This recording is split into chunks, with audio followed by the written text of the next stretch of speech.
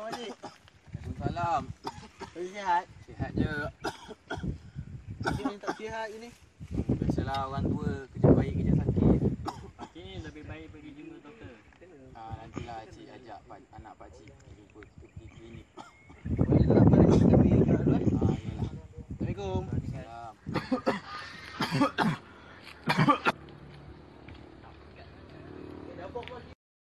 Assalamualaikum. Kau ni mana ni? Saya sihat Adik kat kampung. Tadi aku nak bawa bapak kau tadi. Dia tengok cangkul. Teruk batuk dia. Dia memang dah batuk dah dalam 2-3 minggu. Tapi itu dah. Dia batuk paling teruk tu pernah sampai berdarah. Berdarah? Dia sangat serius. Kena bawa pakcik ni pergi jumpa doktor.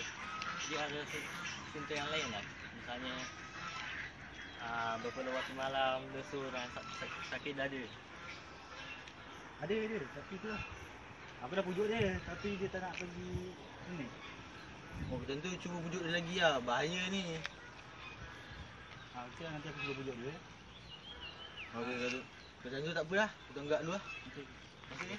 Assalamualaikum. Salam. Salam.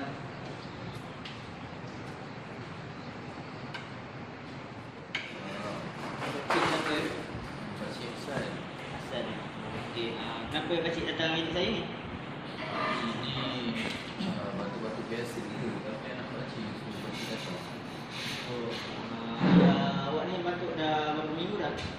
Yang saya ni dah batuk dalam 2-3 minggu. Bila batuk.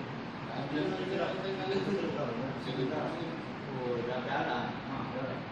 Saya rasa pakcik ni dah ada suspek TB ni. Tak apa ya pakcik, saya bagi vaksin untuk bunuh bakteria TB.